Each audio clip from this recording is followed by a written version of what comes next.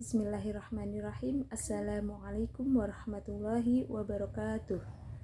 Asyhadu an la ilaha illallah wahdahu la syarikalah wa asyhadu anna Muhammadan abduhu wa rasuluh la nabiyya ba'dah.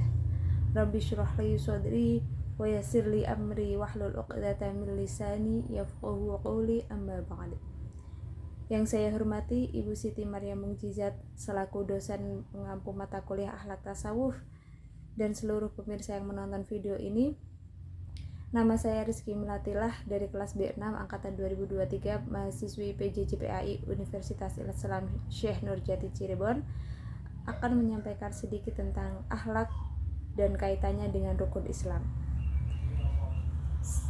Akhlak sendiri menurut bahasa adalah budi pekerti, dan menurut istilah adalah sifat yang tertanam dalam diri manusia yang spontan terjadi tanpa berpikir, tanpa menunggu persetujuan, dan tidak ada paksaan dari pihak yang lainnya atau paksaan dari pihak luar. Syahadat sendiri ada dua, yaitu syahadat tauhid dan syahadat rasul.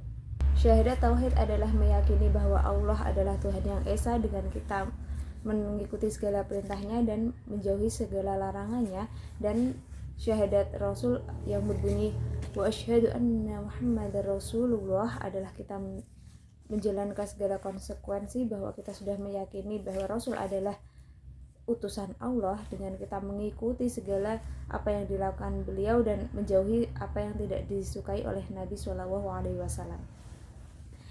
Bapak Ibu yang saya hormati, bulan depan kita sudah memasuki bulan Dzulhijjah, di mana seluruh jamaah haji akan melakukan wukuf di Padang Arafah.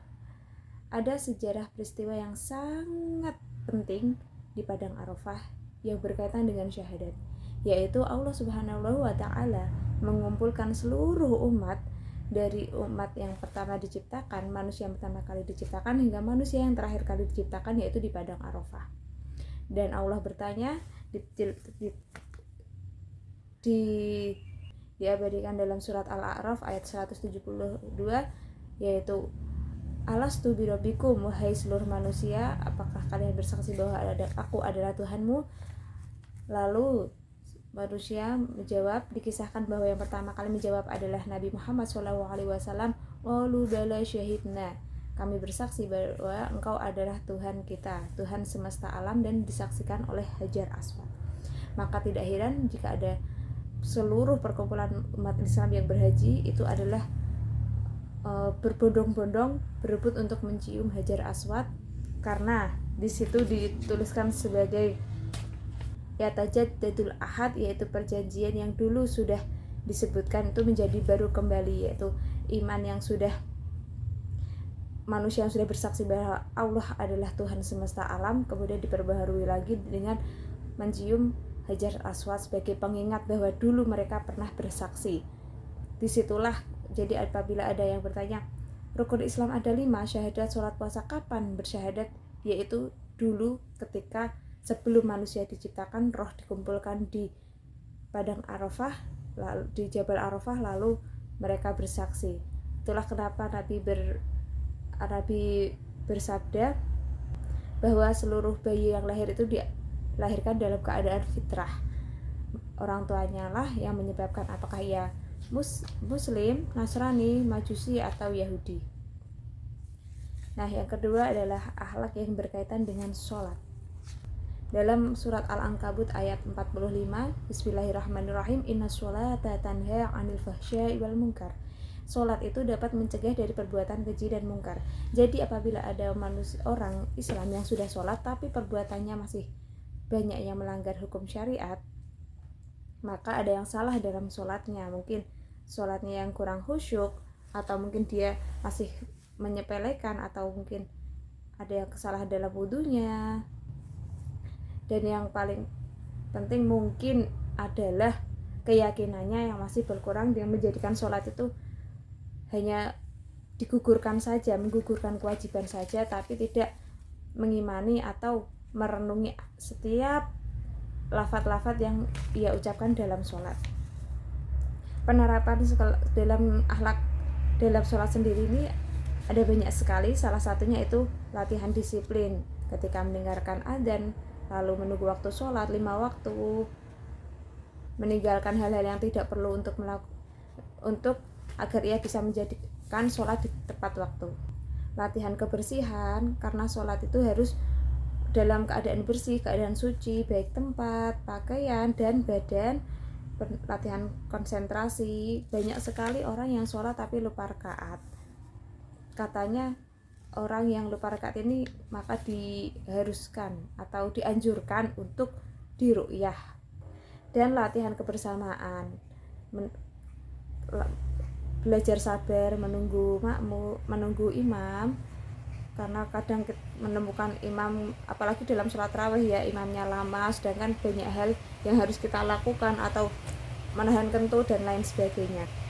Selanjutnya adalah akhlak dalam berpuasa. Puasa itu tidak hanya menahan lapar dan haus, tapi juga amarah.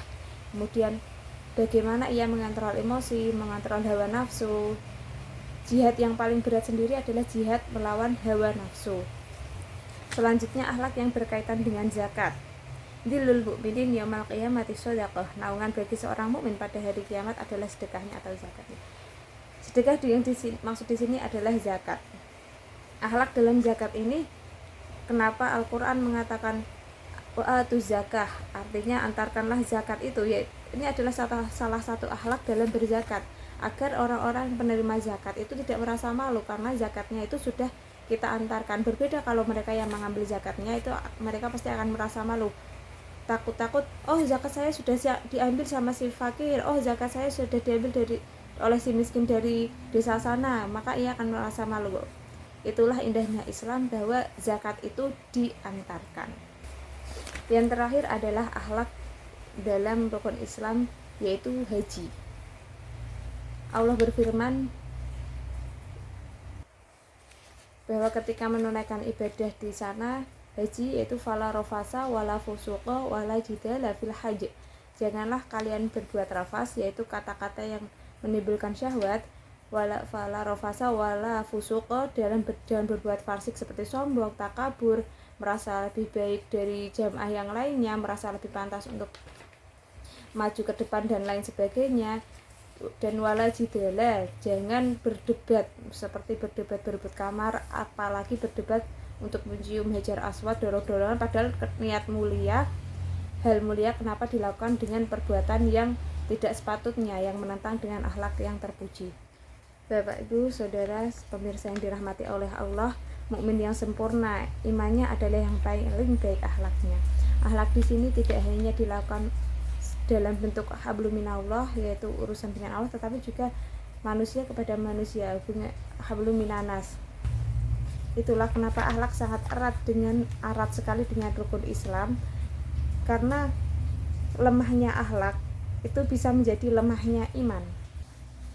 Sebagai penutup, ada kisah bahwa seorang wanita yang rajin beribadah, rajin bersedekah, rajin melakukan ibadah sunnah, puasa dan lain sebagainya, segala amal ibadah ia lakukan, mungkin sholat malam juga ia lakukan, sahur, puasa, tetapi ia adalah seorang yang mengganggu tetangga, maka Nabi berkata bahwa ia adalah penduduk neraka. Sedangkan ada lagi satu wanita yang amalnya tidak sebanyak orang yang pertama tadi, sholatnya, hartanya dia yang biasa-biasa saja, jarang berzakat, jarang bersedekah, sedekahnya sepotong keju, tetapi ia adalah orang yang tidak mengganggu tetangga, tidak membicarakan tetangga, tidak menggunjing, maka Nabi berkata dia adalah penduduk surga. Berikut yang dapat saya sampaikan, mohon maaf apabila banyak kesalahan kata dalam penyampaian materi saya. Semoga Allah memberikan kemudahan bagi kita untuk menjalankan segala aktivitas yang mengandung kebaikan. Sekian dari saya, billahi taufik wal hidayah wa ridha wal inayah. Wassalamualaikum warahmatullahi wabarakatuh.